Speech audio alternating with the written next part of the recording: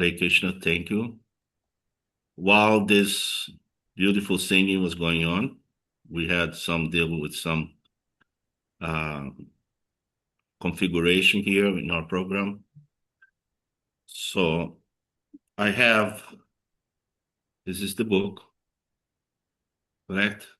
And I think you're gonna have to read from the book here. I quickly tried to find out online, but no, they tried to sell you a book. I couldn't find online. I think it takes some time to find out if I can read online. So where did we stop? You remember December 20? Okay, we're going forward.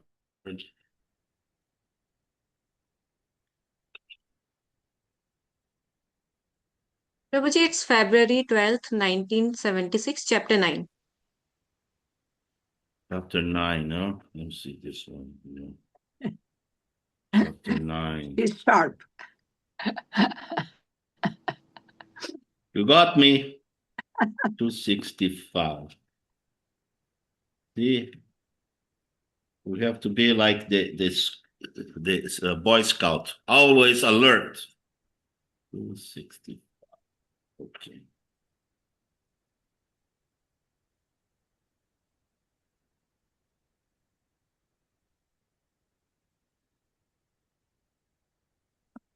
No, I'm in January. We're in December, right? No, No, Prabhuji, January. February 12th, February. Yes, 1970, February 12th. February.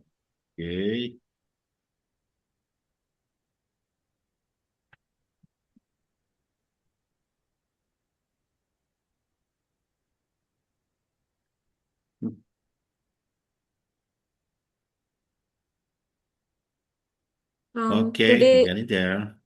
Today is the appearance day of Lord Vara. February 6, 8, 10, 11, 12. Okay. Question. Anybody has the book? So I'm doing all the reading today.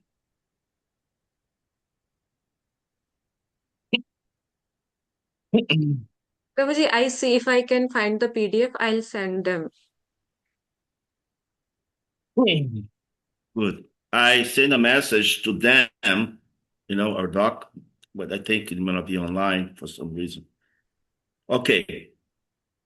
Let's get the show on the road here. It's always something. February 12, 1976.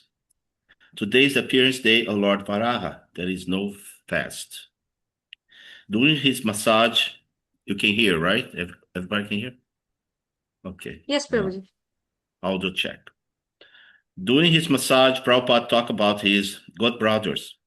He is of the opinion that one day Chaitanya Mata and others will want to amalgamate with us because they are not able to maintain all their buildings and programs properly.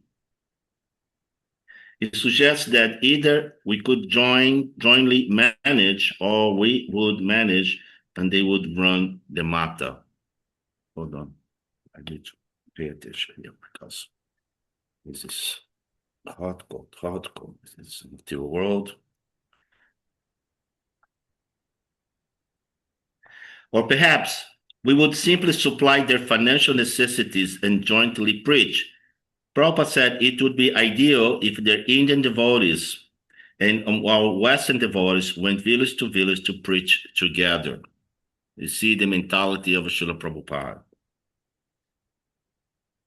Prabhupada recalled that when he visited his Guru Maharaj at Radhakunda in 1935, Srila Bhaktisiddhanta told him of the blazing fire that would occur in the Golden Mat and how he wanted to rip off the marble in the Bag Bazaar temple and use it to sell books. Prabhupada said that this was when he understood how his Guru Maharaj could be pleased. He explained that the fight for control of the matters that occurred immediately after Srila Bhaktisiddhanta disappearance was the first aparada. Devotees, please take note. It was Guru Agyana disobeying the orders of the spiritual master. Since then, many more offenses have been committed. He remarked his god brothers are now useless because instead of combining together to preach vigorously and defeat Tirtha Maharaj's cunning, they were all simply scheming how to become the next Acharya. Thus, they could not unite successfully. They all had the same disease that infected Tirtha Maharaj. Srila Bhaktisiddhanta never said that one man would be the next Acharya. Otherwise, why did he not directly nominate one? Srila Prabhupada said that some of his god brothers claimed that Bhaktisiddhanta indirectly indicated Tirtha Maharaj would be the next guru. It seems like this is always a problem.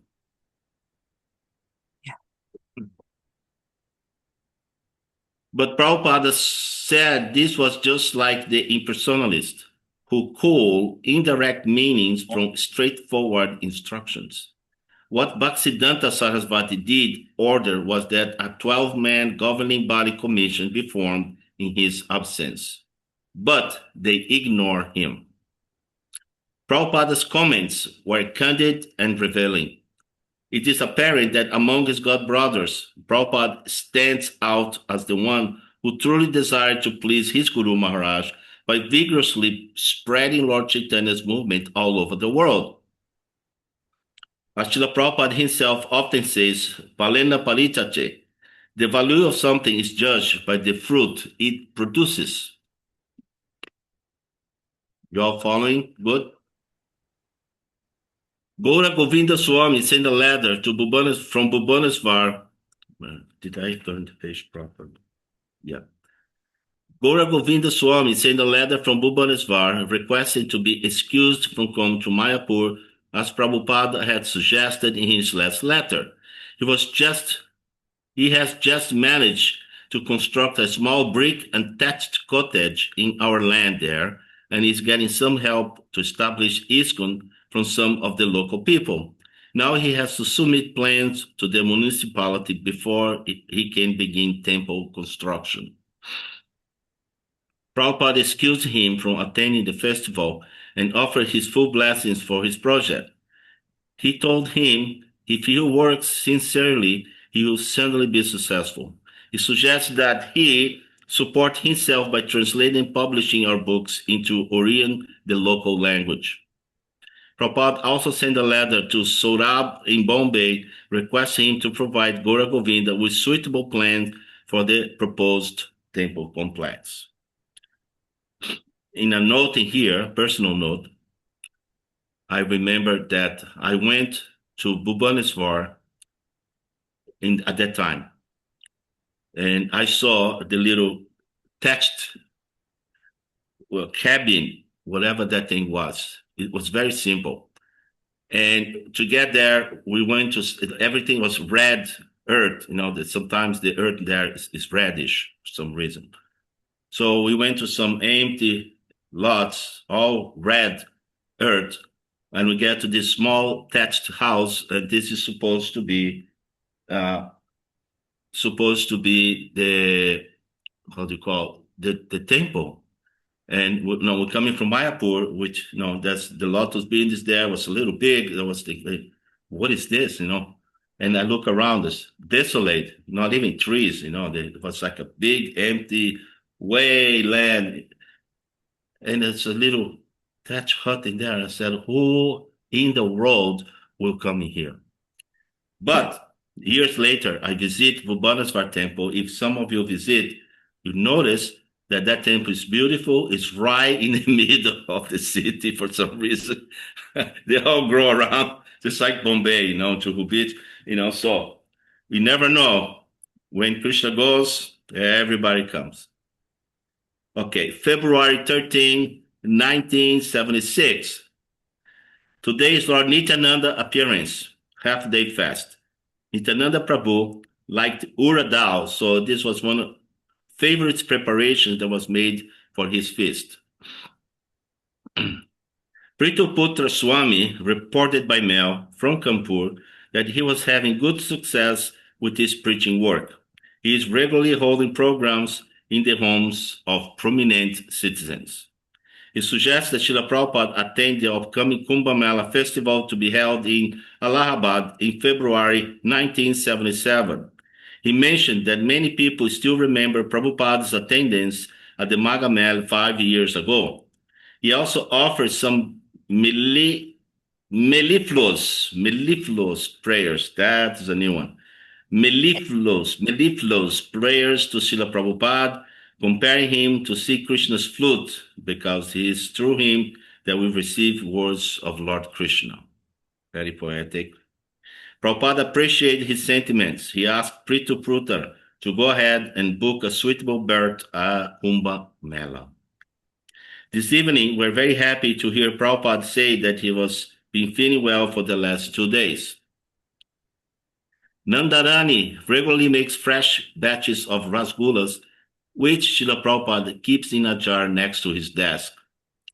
He was been taking little milk with raw candy along with a half or sometimes a whole rasgulla and also a little sandesh. His strategy of taking his milk in solid form seems to be working as his strength is increasing. In the evening, I came in with a cloth to wipe the desktop after he had eaten some rasgulla. There was a small pool of sugar water on the glass top, and many teeny ants had surrounded it. As I carefully flicked the ants away with the cloth in order to wipe out without harming them, Srila Prabhupada sat and watched. He looked first at me, then at the ants, and then back again at me.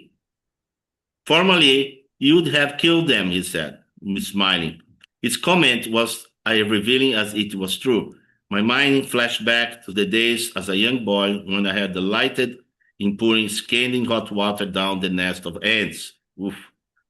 I blushed with embarrassment as Prabhupada's observation reminded me of his dark episode in my past. Hare Krishna. Prabhupada saw my flushed face and his mouth broadened. Seeing Prabhupada's pleasure at my reformed character, I reflect how it must be the same as the happiness that Narada Muni must felt when transforming the hunter Migrari. A sense of deep gratitude surged through me as I contemplated my good fortune at have also met such a wonderful spiritual master. So anybody has a book or want to read, or should I keep going?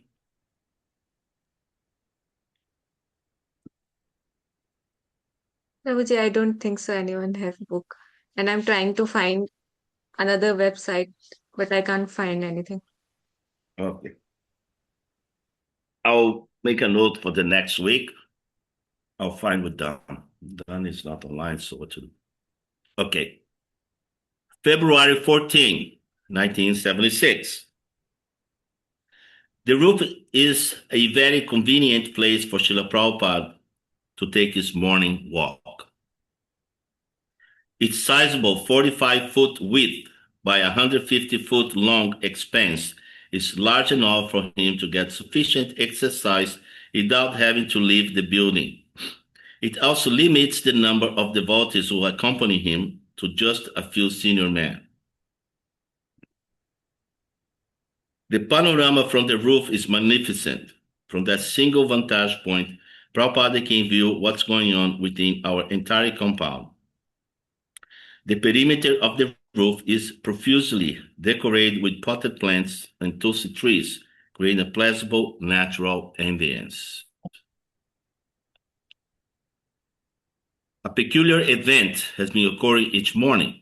Just after Srila Prabhupada arrives on the roof, a very large black bee appears. It flies around Prabhupada and his part a few times, as if in circumambulation. Then it comes to rest atop of a small concrete spire, marking the spot where the deities stand in the temple room, 4 floors below. Tamal Krishna Maharaj remarked that it appears to be just like one of the black bees described in the Krishna book, which constantly fly around Krishna in glorification of his supreme personality. He said that now it seems that this particular bee is also coming to offer his respect to Srila Prabhupada. Prabhupada appreciated the sentiments and even stopped to inspect the bee for a minute today before it flew off. Prabhupada called in Hridayananda Maharaj to discuss the Mayapur temple management with him. He's becoming increasingly concerned that things are not being managed properly, especially since Bhavananda Maharaj left to join the Both party. That is the part where Bhagi was. Haribol! Hridayananda Maharaj volunteered the services of Mahavira, the American sannyas candidate residing in Brazil. He explained that Mahavira had considerable managerial experience and doesn't have any press engagement at the temple. Mahavira was called. After a brief discussion, Prabhupada agreed that he could begin help immediately. Bhagavan sent a very encouraging letter from France. He reported that they are opening a new center in Belgium in order to facilitate book distribution. He also stated that the Dutch Bhagavad Gita is being composed and many more books are being sold throughout his zone in Southern Europe. Southern Europe. He related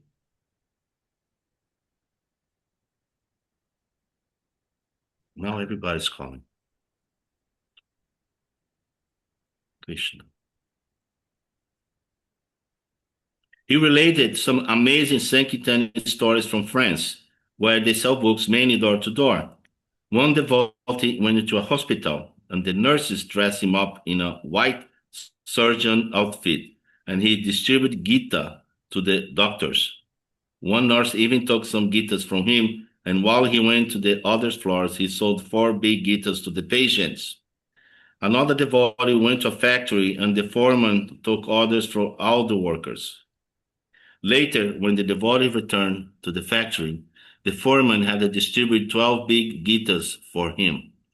Bhagavan also suggested some innovation in the presentation of the forthcoming French edition of Bhagavatam Canto 1, which will go into production shortly. He plans to remove the paintings depicting the creation from the front cover and put it inside on the end papers. He wants to put a painting of Krishna Balaram on the cover, which he thinks will help increase the door-to-door sales. Prabhupada was always smiles hearing this report. Nothing pleased him more than news of his books being sold. Nothing pleased him more than news of his books being sold or news of how the people of the world are appreciating them. He approved the idea for a new cover and told Bhagavan his ideas were very good. He said that Bhagavan should sell books in huge quantity and then print again. However, not every GBC man is experiencing such success. Brahmananda Swami sent another disheartening report. Although he's working hard, fulfilling many roles as GBC Nairobi Temple President, Life Membership Director, Correspondent Secretary, and so on, he seems to have become despondent in his attempt to preach in Africa. He has major problems to deal with and very few devotees to help him. Nanda Kumara Swami is there, but he is untrained and cannot cope with more than just the pujari work and cooking. Because of his vast responsibilities in Africa and all the problems he has to face there, he expressed his inability to attend the festival in Mayapur this year. Out of the 17 devotees in Africa, only 5 have missionary visas. The rest will have to leave due to the change in immigration laws. Most of the local men that had joined have now left, stealing practically everything of value as they went. That's sad. So the question comes to mind, he wrote, why are we here? At least I have a little hope that the Africans will take seriously to Krishna consciousness. Brahmananda explained that the primary field for preaching is among the Indian community, but they are also being forced to leave by the government. We have a very bleak overview of the potential. Oh, that's going to be hard.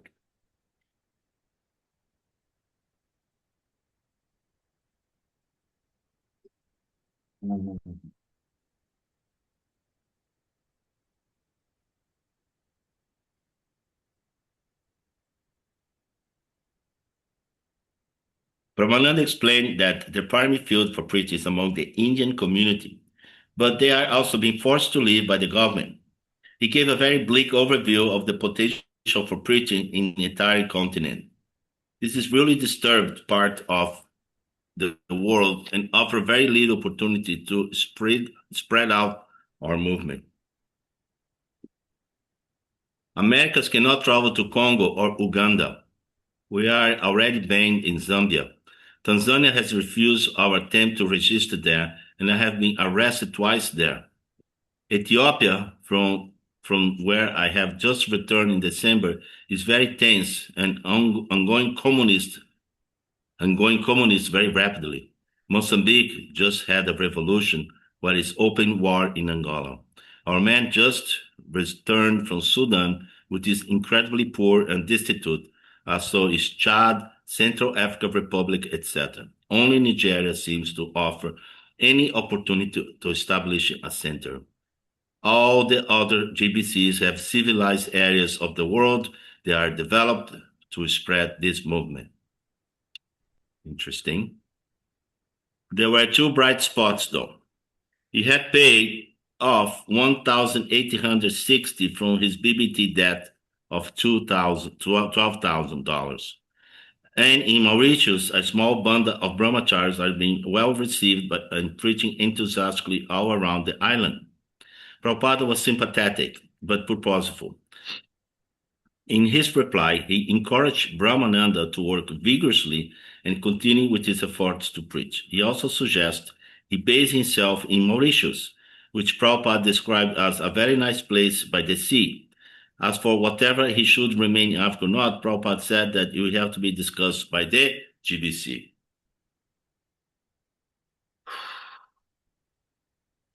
February 15, 1976.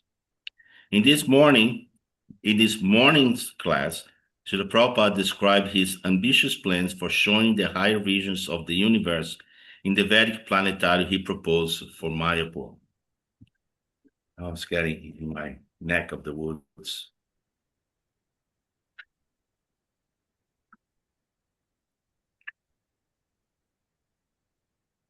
Gotta push water, what to do?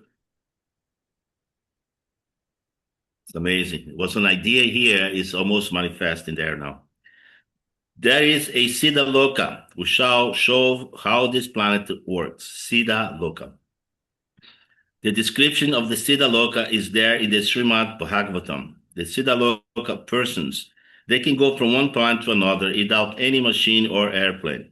Like the yogis, those who are perfect yogis, they can go from one place to another without any vehicle. There are many yogis still existing. They take bath in four dhammas, in Hardwar, in Jagannath Puri, Rameswaram, and similarly, yogis can do that. They attain Asta Siddhi, 8 kinds of perfection. So the Siddha Loka means they are born Siddhas. They haven't got to practice this mystic yoga system. They're already born with the mystic benefit. To illustrate this point, he gave a simple but effective example of Siddhas that live within our immediate experience. He pointed out how birds and insects can fly automatically, but we cannot. We have to create so many big machines. Prabhupada's idea in having a planetarium is to show that the statements made in the Vedic scriptures are authentic and based on scientific data, fact, not simply mythology as commonly misunderstood. So there is no question of disbelieving, he said. It's not to be rejected. There cannot be any. This is unbelievable. We have got this information from the Shastras. We are staunch believers. Yes, there are Siddhas. This is called theism, one who believes in the statement of Shastra. Very highly intelligent persons, thoughtful persons, philosophers, scientists, mathematicians. They are called also Muni. They came also they came they came also to satisfy the Lord, not as ordinary Munis, but very exalted Munis and Siddhas from the Siddha Loka. There are many lokas, Charana Loka, others, that all described. So if there is a chance, we shall present these lokas, how they are situated, where they are situated, and how they are moving, how the sun is moving around them. The sun is not fixed up. The sun is moving. So all these things, we have got such a dream to show. If there is opportunity, we shall do. The modern scientists and astronomers, they say sun is fixed up, earth is moving. So we don't say that. It has got in its orbit. So there are so many things to be known still from Vedic literature. It is not yet unfolded, but we are trying. So the sun is moving, and with the sun moving, the planets are moving around the sun. So they're all moving synchronous type of journey. It's quite interesting.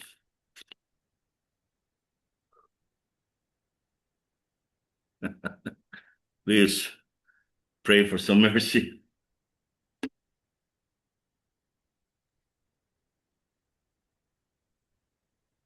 Hare Krishna Prabhuji, please accept my humble obeisance. Sorry to interrupt. Yes, Mata? Can we take a little break? So you seem tired here. Yeah. How we take a break from reading? No, no, like this. Like we can make something arrangement like here, like whatever points we like from today's reading, so we can say one by one, and on another hand, you will take a little rest, so everybody can engage themselves here. Anyway, this I just like to keep going. Let me see. Yeah, we still have. I'll Okay. survive. I'll survive. Oh, it's nectar. I didn't expect, to go in a read a Rama. Okay. During his massage, Srila Prabhupada heard a letter from Yasomati Nandana in Ahmedabad. He's preaching steadily, has a rented house for the next 3 months, and is beginning to make life memories. See, all these devotees, Yasomati Nandana, Brahmananda, Africa, now the big temples in there, these big temples. Ahmedabad has a huge temple. So is Gujarat, different places in Gujarati. South Africa has so many temples. There's one huge one in there. So it's very enlivening to see. Okay. However, its main focus is on publishing transcendental literature. He has plans to print Bhagavad Gita in 3 parts, and he's beginning to collect subscription to a monthly Gujarati edition of Bhagavad Darshan, the Indian equivalent of Back to Godhead magazine.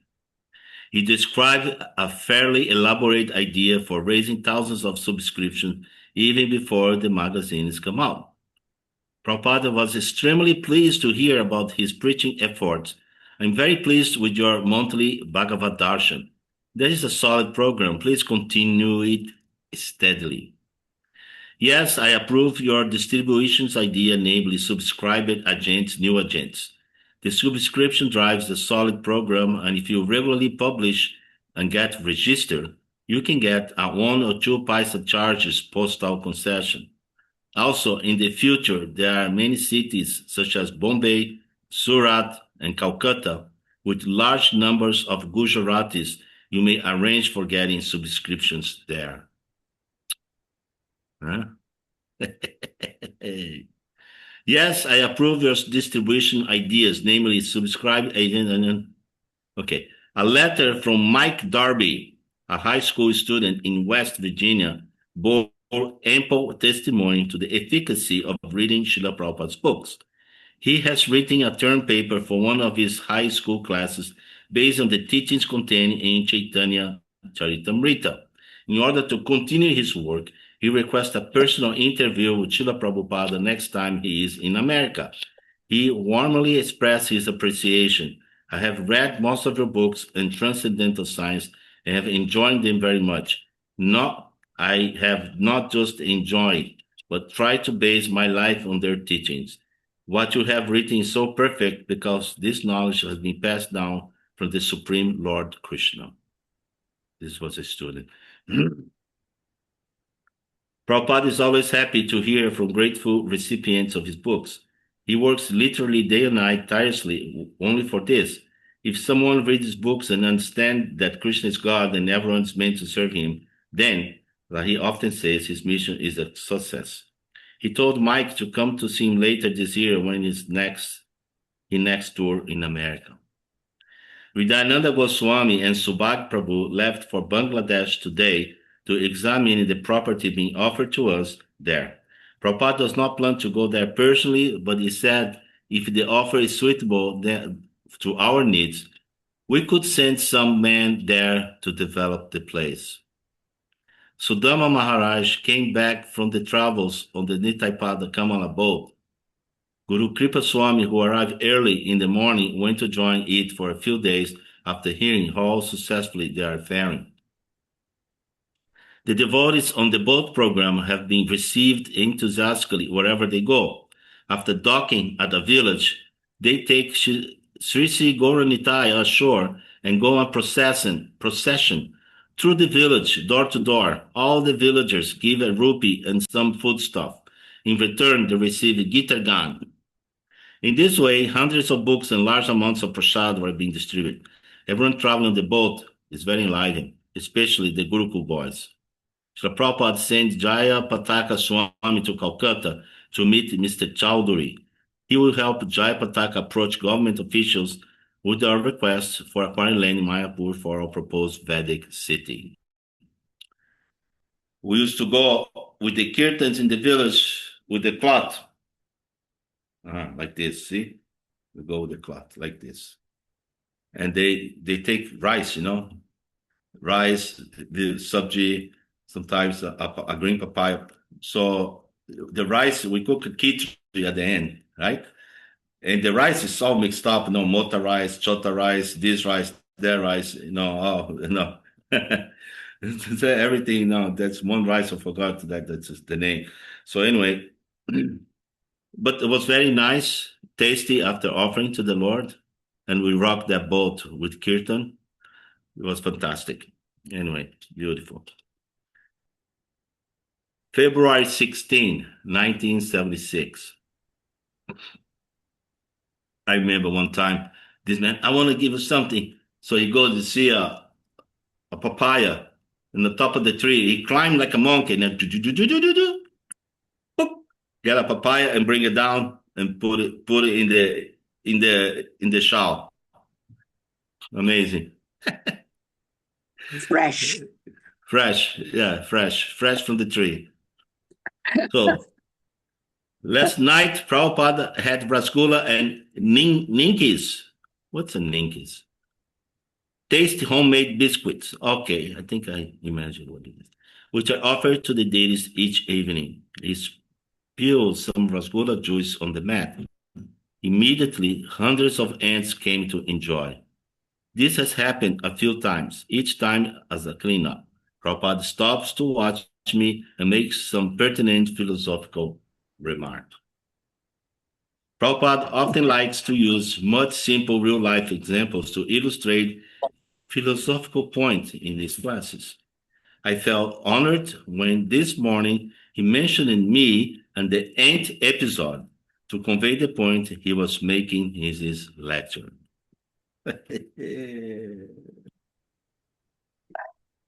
In the verse, Prahlad Maharaj clearly states that the Lord is not impressed by any of our material qualifications. He can be satisfied only by devotional service, which even Gajendra, the elephant, could offer. Prabhupada described how modern man thinks themselves very intelligent by building up atom bombs or by gaining wealth. However, real intelligence is going back home, back to Godhead. To get some money by hook or by crook, that's not intelligence. The intelligence I see, I was telling Hari Sauri, I was explaining that even a small ant, as soon as there is a drop of sugar juice Immediately within a second, hundreds of ants will come. Here's a drop of sugar juice. That's the nature study. This kind of body intelligence, how to eat, how to sleep, how to have sex, how to defend, even in the ant is there. That is not Buddhi yoga. The real Buddhi yoga is how to be engaged in devotional service of the Lord, how to become first class devotee of Krishna. That is called Buddhi yoga. How to go back home, back to Godhead. That is Buddhi.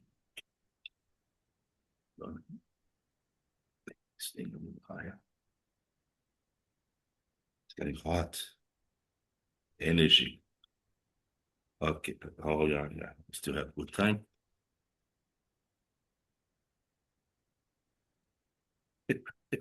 I'm I'm sorry.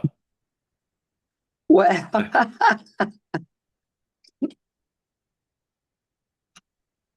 Ah,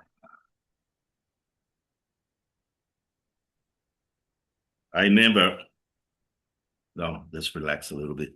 I remember I had an episode, an ant episode, which I'm talking about. I came. He was in the top floor. They stay in the top floor in the Lotus building. So there's two quarters. I stay in one, Papananda stay in the other one. So I was there cleaning. I see some cobwebs, some spider. So there's a soft broom, make it very soft in India. So I was so why you just sweep the roof? I was just kind of hitting the ants hard. And whatever Jatak was doing, he heard this chuk chuk chuk. This is not the song of sweep sweep sweep, right? So he lifted the head. What are you doing? Maharaj, I'm cleaning. This is the holy dam. Every living entity here is very holy. Do not mistreat the spiders. You sweep them away, take them outside. Do not, basically, I was saying, do not kill them.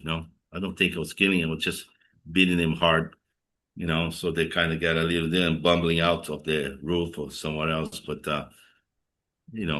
was not desired. But I never forgot. And I immediately got consciousness how important and deep and mysterious is the holy Dhamma. Every living entity has the appreciative position. You see, everything, even the dogs in here, there is constant philosophical debate from time to time. It's cyclical. Devotees pro dog, against dog, and I don't care for dogs. There is this, they are, sometimes they go fierce, no, because the dog, this sickness, blah, blah, blah. And they'll know, but Lord Chaitanya, he fed the dog and, and blah, this, that, we have to be merciful. So, living entities. even the dogs have but you have to be careful. The dogs, though, they bring disease and everything. My solution is vaccinate them, clean them up, then put them back outside somewhere, but clean state, with vaccination. Then some devotees have the picking the dogs, put in the boat, and go across the river. The dogs, they come back, they go meander, go inside the boat. The boatman doesn't do anything. The dog is sitting there, and he comes, to the other side of the river, just come out the boat. They don't pay ticket anything. Even the dog, that Buddhi, they know what to do and where to go. Okay, sorry about that. The real Buddhi yoga is how to be engaged in devotional service of the Lord, how to become first-class devotee of Krishna. That is called Buddhi yoga. How to go back home, back to God, that is Buddhi. Everyone has got intelligence. Even the ant has got intelligence. We study sometimes. The sparrow, he has got intelligence. But the perfect intelligence is there when one is searching after the absolute truth. Are you all intelligent? I have to ask that question. In conclusion, Prabhupada explained that material achievement and opulence are not needed in order to approach God. Only the favor of Guru and Krishna is required. Okay? With Srila Prabhupada as our Guru, clearly we're well favored. So don't be disappointed, Srila Prabhupada said, that because I'm poor, I cannot become devotee. Everyone can become a devotee, even the children.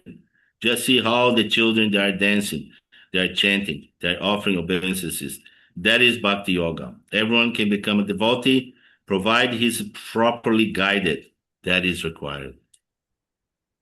Krishna says, I'll give you intelligence if one is working under the direction of the spiritual master with love and faith.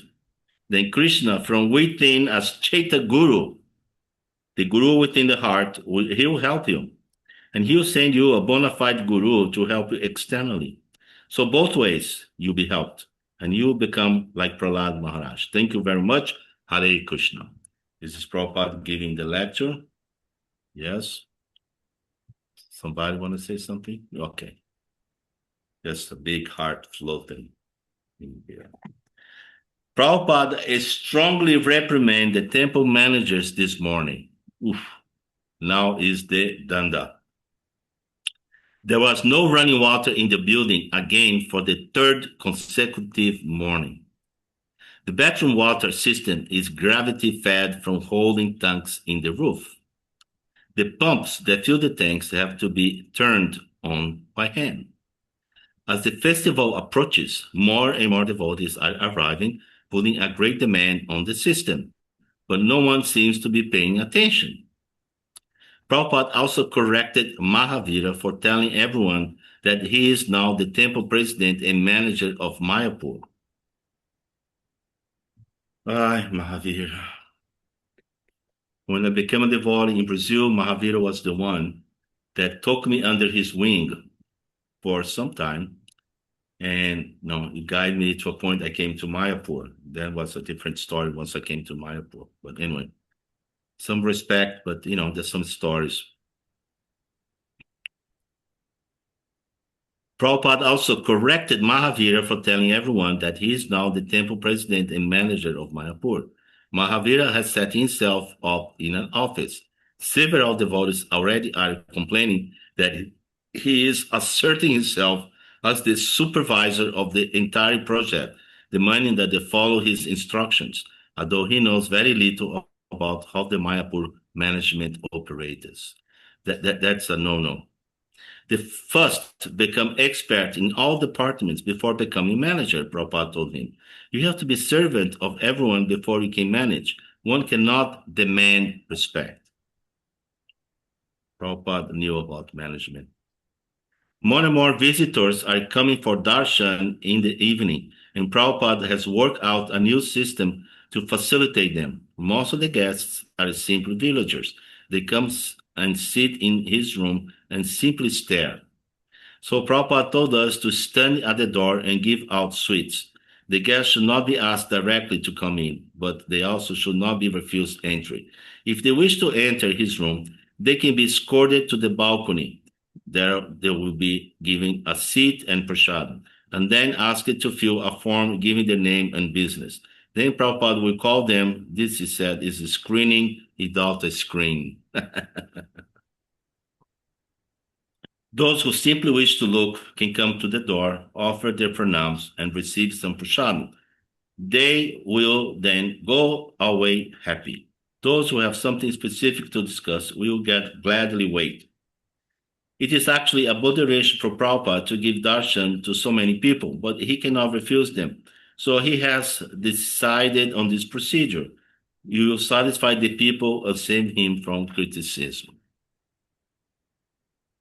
Prabhupada mentioned one well-known yogi who, for the same reason, used to see the public only once a year.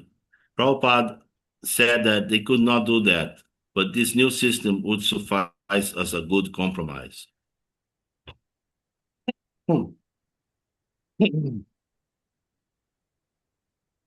Hansadutta was really taking Srila Prabhupada's desire for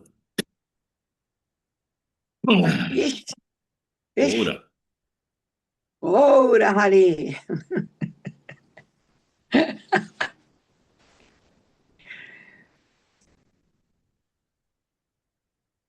Too cold, you know.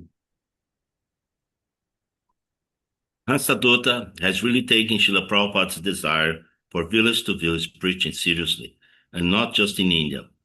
A letter from him arriving today telling Prabhupada that he has managed to purchase 4 Mercedes buses. 2 of them are for use in India, and the other 2 will be used in Germany. Despite the current governmental difficulties in preaching there, Hansadutta expects the buses, which are carrying 30 devotees each, to arrive in Vrindavan by April 1st. With this letter, Hansadutta enclosed a flyer advertising the impending Traveling Sankirtan program. The flyer is intended to persuade devotees to join their party. It was a picture of the 4 buses across the top and begins with the following heading: Prabhupada's World Sankirtan Party. Entangle in temple life, burn out on Sankirtan, then this new program is for you. Simply chant and dancing and distributing Krishna Prasad. To further entice the devotees, it mentions that Prabhupada has promised to travel with the party. An attractive description of the recent tour in Gujarat is also given. His intention is to establish a regular overland bus route between Germany and India so that at all times of the year, devotees will have opportunity to participate in village-to-village preaching. The flyer also mentions that a separate party under Gargamuni Swami is also now on its way to India with 6 Mercedes vans and thousands of dollars of preaching equipment. Srila Prabhupada was very happy to see the eagerness and enthusiasm on which Hansadutta had applied himself to establish this preaching program. In his reply, Prabhupada confirmed his intention to participate. Yes, with great pleasure, I will accompany and I shall go village to village. I have seen the pictures and the buses look very nice. They appear costly. Satadanya Das is in Tokyo. He sent a report explaining how he's working along with Trivikrama Swami to rectify the problems that have arisen there due to Guru Kripa's Maharaj traveling party. Although the Namahata Sankirtan part is enthusiastically collecting funds for the development of Mayapur, their questionable collecting techniques had caused a barrage of bad publicity. Satadhan expressed his feelings that some professional public relations effort will be required in order to restore our good standing with the Japanese Immigration Department. I tell you, their collecting techniques, your hair will going to go. You know, need to know this. My God. Anyway, whatever. Satadani also mentioned that he and Trivikram would like to open a temple in the city center. Until now, no real attempt has made to establish a permanent center in the recruit Japanese devotees. At the present, we have only one Japanese brahmachari, but meanwhile, Christian groups report very good results in recruiting local people. Prabhupada wrote back encouraging him to try to rectify our position. He said that Trivikama Swami is well expert in Japanese dealings, and if Guru Kripa Swami is not needed there, he may be sent to Bangladesh. Go to Hari. Shall we read a little bit more? Let's read one more paragraph. Huh? February 17, 1976. Instead of going to the roof for this morning walk, Prabhupada decided to inspect the construction site of the new building. Work is going on at full speed with hundreds of workers digging, carting, shoring, and stacking. It is an impressive sight. The foundation stretches about 1,000 feet, the entire length of the northern boundary of our property. It will be an extremely long building, 2 stories high, built in the same style as the main guest house with a veranda and decorative arches. They are building the 2 floors upon a high plinth, So if the Gange floods, the rooms will not be affected. So basically, there's 3 floors. But the first is a half a floor. So if there's flood, it goes under and does affect the rooms. No, the first and the second floor won't be affected. But those are so good rooms that they use for a lot of things. No, even today, there is some using of the first underground floor. When Prabhupada asked what would be done with the plinth, Bhagavatamrta said it would be filled with dirt. Prabhupada considered this a waste of valuable space. He instructed them to make into a basement instead that may be there with extra rooms for storage. That's how it started. Prabhupada appears satisfied with the progress of the work and is hopeful that it will be habitable in time for the festival. Now, this building is famous because it's the longest building in West Bengal, at least at that time. It's the longest building in West Bengal in terms of size, width. Yes, 1,000 feet. It's the long building. I think many of you know, right? It's a long building, Mayapur. It's right here. They call it the Chakra building now or something. So, Neha, reporting for duty. What do you say? Yes, Prabhuji. Where are we stopping? We're stopping here. Hold on. In February 17, 1976, first Okay. paragraph. We start 4 class each morning. Dayananda is reading aloud from the unedited transcripts of prayers of Prahlad Maharaj. That one. Okay, Prabhuji. Yeah. Now, I'm going to try to find out what happened to the PDF version.